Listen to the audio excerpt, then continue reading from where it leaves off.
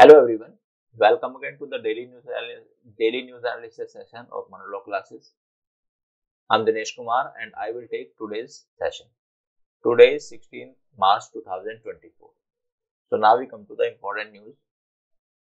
Supreme Court asked why SBI did not give all the details of poll bond.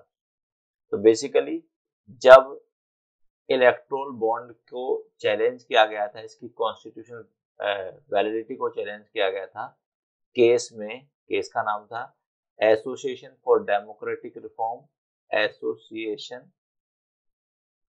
For democratic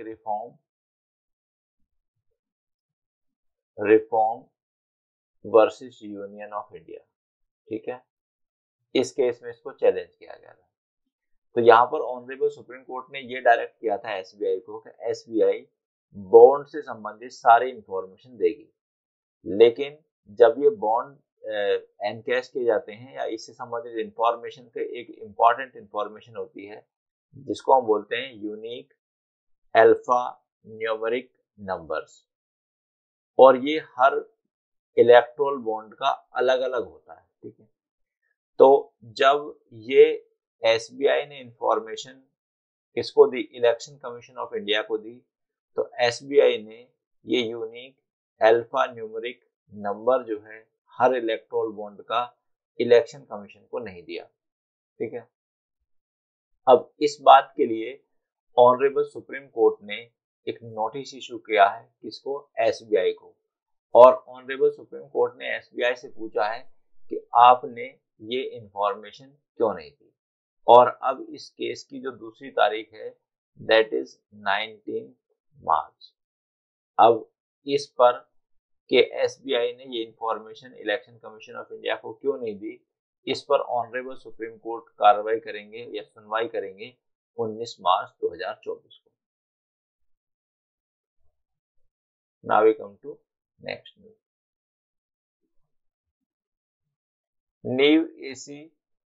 नीव EC's take charges, Supreme Court refuses to stay their appointment। तो जैसा कि आप जानते हैं कि recently दो नए इलेक्शन कमिश्नर्स को अपॉइंट किया गया है, जिनका नाम है ज्ञानेश कुमार एंड सुखवीर सिंह संधू।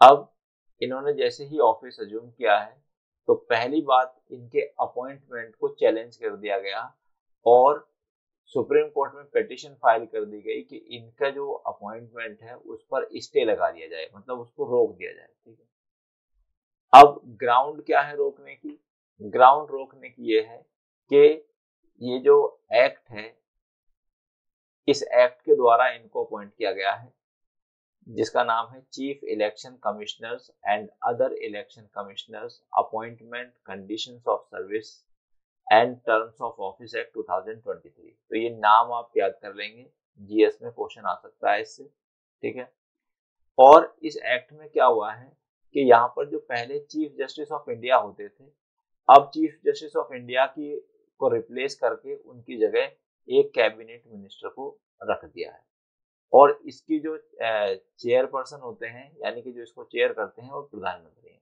तो हम इसको ऐसे समझ लेते हैं कि पहले होते थे PM, CGI plus leader of opposition.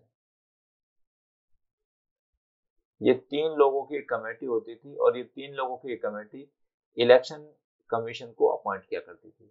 लेकिन ये जो नया रूल आया है, namely the chief election commissioners and other election commissioners appointment conditions of services and terms of office act 2023, ये इसमें से सीजीआई को हटा दिया गया है और इनकी जगह एक कैबिनेट मिनिस्टर को रख दिया गया है। किसको रख दिया गया, कैबिनेट मिनिस्टर को। ठीक है, अब पॉइंट यहाँ पर ये है, इसको इस आधार पर चैलेंज किया गया कि देखिएगा, अगर सरकार ही, मतलब प्रधानमंत्री जो है वो पावर में है और सरकार है, साथ ही साथ जो दूसरे कैबिनेट मिनिस्टर हैं उनको भी यही लाते हैं, यानी कि ये सजेस्ट करते हैं, तो वो पर्सन ही होंगे उसमें। और थर्ड है लीडर ऑफ अपोजिशन। तो एट प्रेजेंट जो लीडर ऑफ अपोजिशन है वो मिस्टर अधीर कुमार रंजन जी हैं। कांग्रेस पार्टी के, अधीर रंजन चौधरी। ठीक है, अधीर रंजन चौधरी जी जो है वो इसके लीडर ऑफ अपोजिशन है।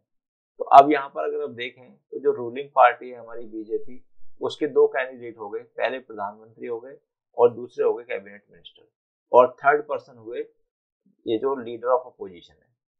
अब तीन लोग मिलकर अगर मेजोरिटी के बेसिस पर भी डिसीजन लिया जाता है तो भी मेजोरिटी में एक ही पॉलिटिकल पार्टी के दो लोग हो गए, मींस द प्राइम मिनिस्टर और कैबिनेट मिनिस्टर।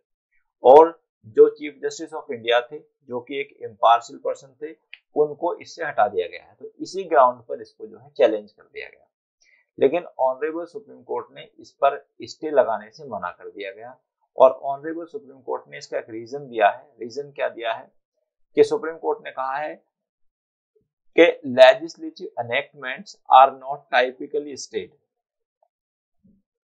तो उन्होंने कहा है कि जनरली ये जो देखिए ये जो है एक लॉ है जिसके द्वारा इनको अपॉइंट किया जाता है।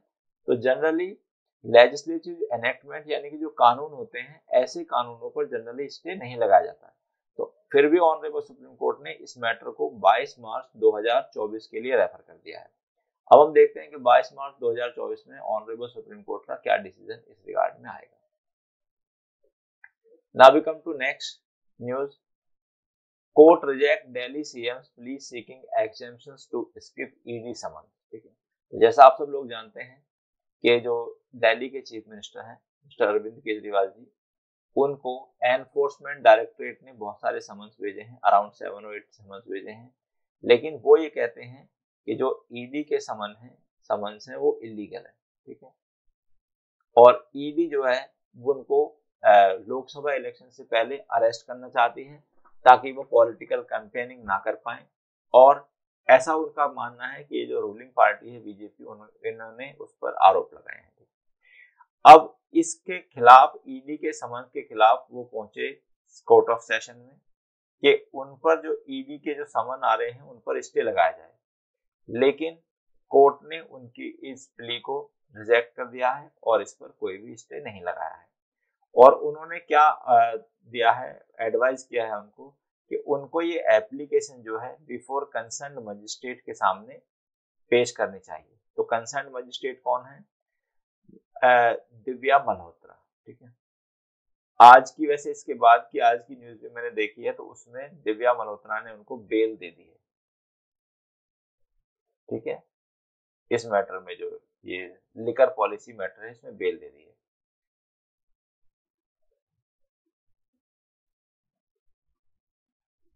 Now we come to next news. Supreme Court to hear pleas seeking stay on CAA. Its rule on March 19. तो देखिए, जैसे हमने आपके साथ डिस्कस किया था कल भी, सिटीजनशिप अमेंडमेंट एक्ट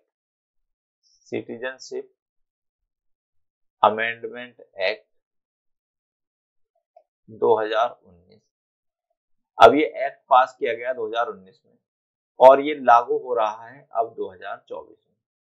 तो 11 मार्च 2024 को मिनिस्ट्री ऑफ होम अफेयर ने क्या किया है, मिनिस्ट्री ऑफ होम अफेयर्स ने नोटिफिकेशन जारी किया है, जिस नोटिफिकेशन के द्वारा इसको लागू किया जाएगा।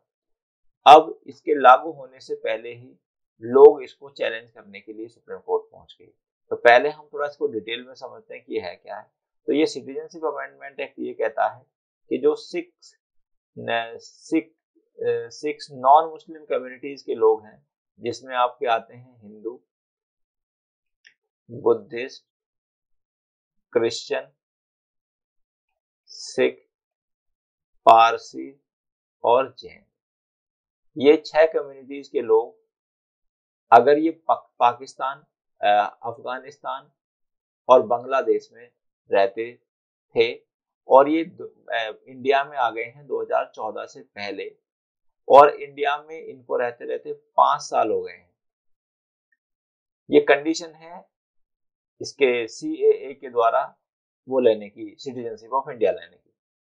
नाउ तो यहाँ पर ये है कि अगर ये 6 कम्युनिटीज के लोग भारत में आ गए हैं 2014 से पहले और ये भारत में 5 साल तक एटलीस्ट ये रह रहे हैं, तो ये CAA के अंदर अप्लाई कर सकते हैं और इनको फिर सिटीजनशिप मिल जाएगी। अब इसको चैलेंज किया जा रहा है इस ग्राउंड पर कि ये लोगों की जो है उसके अगेंस्ट है, फ्रीडम ऑफ रिलीजन के अगेंस्ट है, और कहीं ना कहीं ये इक्वेलिटी बिफोर लॉ के अगेंस्ट है। अब हम इन दोनों एस्पेक्ट को समझते हैं, how this is against the freedom of religion. तो देखिए, क्योंकि यहाँ पर नॉन मुस्लिम को एक्सक्लूड किया, यहाँ पर मुस्लिम को एक्सक्लूड किया गया है, ठीक है। तो कहीं ना कहीं इसको इस पर्सपेक्टिव से देखा जा रहा है कि it is against the Muslim, ठीक है। लेकिन हमारे honourable home minister Shri Amit Shah ji ने ये क्लैरिफाई कर दिया है और गवर्नमेंट का ये स्टैंड क्लियर है कि ये CAA mean citizenship amendment act किसी भी कम्युनिटी के अगेंस्ट नहीं है और ना ही ये मुस्लिमों के अगेंस्ट है, ये उन्होंने क्लैरिफाई कर दिया है। दूसरा पॉइंट ये है कि कुछ लोगों का एप्रीहेंशन ये है कि अगर हम उन देशों के इन 6 कम्युनिटीज के लोगों को भारत में लाएंगे तो हमारे देश के जो अपने रिसोर्सेज हैं वो थोड़ा सा ऑलरेडी शॉर्ट हैं, और अगर ये रिसोर्सेज हम उन लोगों को भी दे देंगे तो हमारे अपने लोगों को जो रिसोर्सेज हैं वो नहीं मिल पाएंगे। तो ये भी कंसर्न है कुछ लोगों का, ठीक है। अब लेकिन ऑनरेबल सुप्रीम कोर्ट ने इस पर अभी रोक लगाने से मना कर दिया है और ऑनरेबल सुप्रीम कोर्ट ने इसके लिए भी 19 मार्च की डेट दी है। अब हम देखते हैं कि 19 मार्च को ऑनरेबल सुप्रीम कोर्ट क्या करते हैं। अब हम इसका एक दूसरा अगर एक बैकग्राउंड देखें इसकी, तो कॉन्स्टिट्यूशन में पार्ट सेकंड में, constitution part second article 5 to 11 deals with the citizenship. तो यहां पर कुछ इंपॉर्टेंट पॉइंट्स हैं। पहला पॉइंट ये है कि इंडिया में सिंगल सिटीजनशिप है। तो इंडिया में सिंगल सिटीजनशिप है मतलब एक पर्सन या तो भारत का नागरिक होगा या फिर वो किसी दूसरे देश का नागरिक होगा, लाइक USA, UK, ETC, ठीक है। सेकंड पॉइंट ये है, ऐसा बिल्कुल नहीं हो सकता हमारे देश में कि एक पर्सन सिटीजन ऑफ इंडिया भी है और वो सिटीजन ऑफ USA भी है, क्योंकि भारत का जो कानून है वो सिंगल सिटीजनशिप को ही अलाउ करता है। और अगर किसी पर्सन ने किसी दूसरे देश की सिटीजनशिप ले ली है तो उसकी भारत की सिटीजनशिप जो है वो ऑटोमेटिकली रिजेक्ट हो जाती है और वो भारत का सिटीजन नहीं रहता है। Now we come to next news. India strongly rebuffs US criticism of CAA, call it misinformed. तो यहाँ पर इसी बीच में USA से एक स्टेटमेंट आया है और USA वालों ने हमारे जो सिटीजनशिप अमेंडमेंट एक्ट है उसके बारे में कमेंट किया है। और कमेंट क्या है कि US state department criticism of citizenship amendment act CAA as misinformed and unwarranted. तो उन्होंने कहा कि जो इंडिया का ये एक्ट है ये मिसइंफॉर्म्ड और अनवारंटेड एक्ट है, ठीक है। तो इस पर हमारे मिनिस्ट्री ऑफ एक्सटर्नल अफेयर ने कहा है कि उनकी जो इंफॉर्मेशन है ये उनको करेक्ट इंफॉर्मेशन इसके बारे में नहीं है। सेकंड पॉइंट उनका ये है कि ये रिलीजियस फ्रीडम के अगेंस्ट है और equal treatment under the law के अगेंस्ट है, ठीक है। अब जैसा कि हमने अभी आपके साथ डिस्कस किया कि कहीं ना कहीं लोग इसको इस परसेप्शन से देख रहे हैं लेकिन उनका ये परसेप्शन गलत है। सो USA का जो ये स्टेटमेंट है it is absolutely wrong the context of India. Second point यहाँ पर ये है कि देखिए USA एक सॉवरेन कंट्री है, ठीक है, और उसको बिल्कुल भी राइट नहीं है कि वो एक दूसरा sovereign country means India is also a sovereign country कि वो इंडिया के सॉवरेन कंट्री या इंडिया के इंटरनल अफेयर्स में कोई इंटरफेयर करे, ठीक है। तो यहाँ पर ये इंडिया की अपनी पॉलिसी है, इंडिया का अपना कानून है और संसार के किसी भी देश को इसमें कोई इंटरफेयर करने का राइट नहीं है। Now we come to next, EC to announce schedule for the Lok Sabha poll today. तो इलेक्शन कमीशन ने जो है जैसा कि रिसेंटली अपॉइंट हुए हैं 2 हमारे इलेक्शन कमिश्नर। आज हो सकता है कि हमारे इलेक्शन कमीशन के जो लोकसभा के इलेक्शंस हैं, जो कि प्रोबेबली मई 2024 में होने वाले हैं, उनकी डेट अनाउंस कर दी जाए। ठीक है, करंट लोकसभा का जो टर्म है वो 16 जून को खत्म हो रहा है, और ये लीगल ऑब्लिगेशन होता है कि जब लोकसभा का टर्म खत्म होने से पहले दूसरी लोकसभा आ जानी चाहिए। तो जैसे इसका टर्म 16 जून को खत्म हो रहा है, तो इससे पहले 16 जून 2024 से पहले हमारे पास एक दूसरी लोकसभा इलेक्ट होकर आ जानी चाहिए। इसलिए आज हमारे जो इलेक्शन कमिश्नर हैं, हो सकता है इस रिगार्ड में ये डेट अनाउंस कर दें। साथ ही साथ कुछ और स्टेट असेंबली के इलेक्शन भी लाइन में हैं, जैसे कि आंध्र प्रदेश, सिक्किम, अरुणाचल प्रदेश, उड़ीसा। ठीक है, हो सकता है इनकी डेट भी अनाउंस की जाए, या ये डिपेंड करेगा इलेक्शन कमीशन के डिसीजन पर कि पहले वो लोकसभा के इलेक्शन कराना चाहते हैं या लोकसभा प्लस जो अदर स्टेट्स हैं लाइक आंध्र प्रदेश, सिक्किम, अरुणाचल प्रदेश और उड़ीसा, इनके इलेक्शन भी वो साथ साथ कराना चाहते हैं। अब यहाँ पर इंपॉर्टेंट इंफॉर्मेशन ये है कि हमारे देश के जो चीफ इलेक्शन कमिश्नर हैं वो हैं mister Rajiv Kumar. You may get the question from here. ठीक है, ये चीफ इलेक्शन कमिश्नर है, और जो 2 अदर इलेक्शन कमिश्नर अपॉइंट किए गए हैं, ज्ञानेंद्र कुमार और सुखबीर सिंह संधू। तो ये दोनों क्वेश्चन आपके लिए इंपॉर्टेंट है। भारत में अप्रोक्सीमेटली 97 करोड़ लोग जो हैं वो एलिजिबल वोटर्स हैं। अब हम इसका थोड़ा कॉन्स्टिट्यूशनल एस्पेक्ट डिस्कस करते हैं। देखिएगा, कॉन्स्टिट्यूशन में एक आर्टिकल है 326, वो बात करता है एडल्ट सफरेज की। ये टर्म बहुत इंपॉर्टेंट है आपके एग्जामिनेशन पॉइंट ऑफ व्यू से। अब ये एडल्ट सफरेज क्या है? एडल्ट सफरेज कहता है, इसका मतलब होता है कि जो भी व्यक्ति जिनकी उम्र 18 साल है या जिन्होंने 18 ईयर्स कंप्लीट कर लिए हैं, उनके पास राइट टू वोट है, यानी कि वो वोट डाल सकते हैं। ठीक है, पहले ये एज जो थी दिस वाज 21 ईयर्स। ठीक है, तो पहले एज, वोटिंग एज हमारे देश में 21 साल थी, और इसको 61st कॉन्स्टिट्यूशनल अमेंडमेंट के द्वारा 61st कॉन्स्टिट्यूशनल अमेंडमेंट के द्वारा इसको रिड्यूस कर दिया गया, 18 कर दिया गया। सेकंड पॉइंट ये है, एक क्वेश्चन आप लोगों को आ सकता है कि राइट टू वोट जो है वो कौन सा राइट है? राइट टू वोट कौन सा राइट है? तो ऑप्शन में हो सकते हैं आपके कॉन्स्टिट्यूशनल राइट और लीगल राइट और स्टैट्यूटरी राइट। तो आप लोगों को करेक्ट ऑप्शन जो टिक करना है that is the legal right. अब ये लीगल राइट क्यों है? क्योंकि देखिए, ये आर्टिकल जो 326 है, ये केवल एडल्ट सफरेज की बात करता है, और representation of people act, there is another law regarding the election, this is the representation of people act,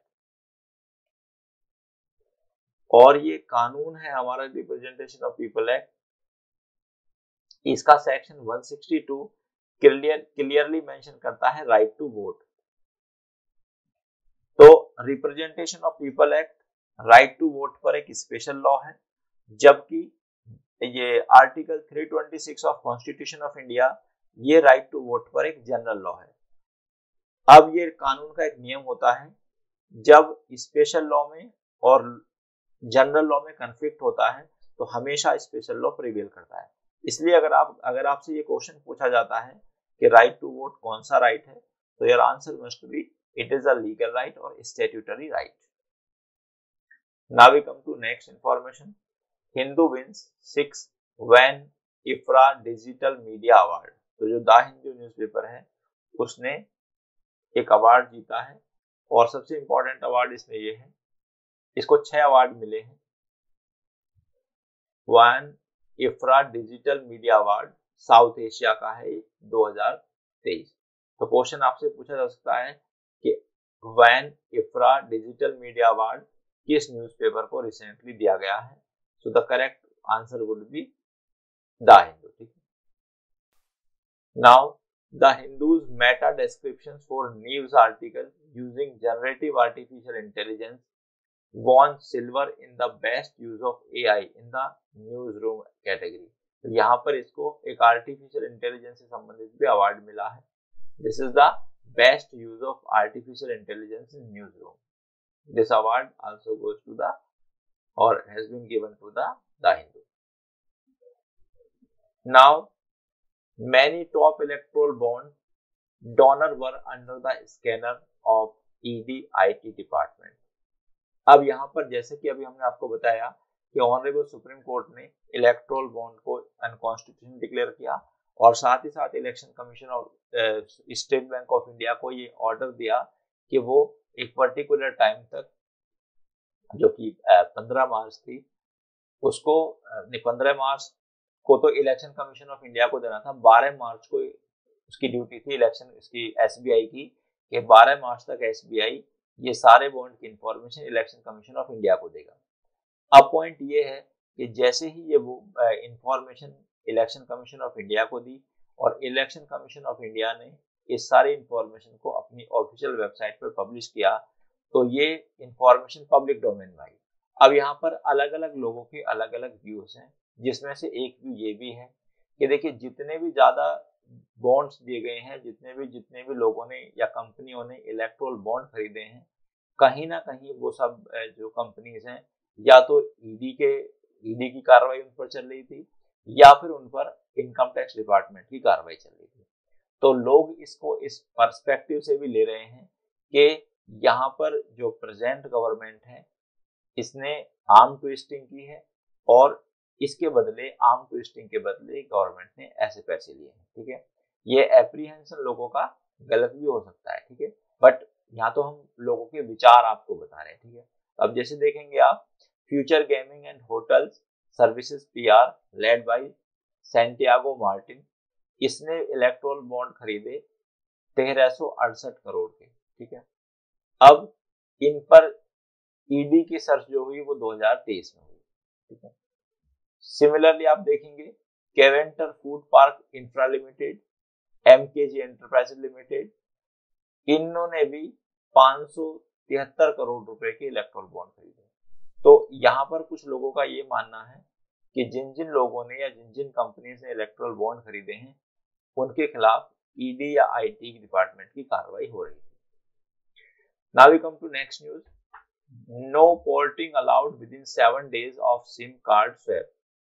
तो telecom regulatory authority of India ने एक नई गाइडलाइन जारी की है और इसके अनुसार क्या होगा,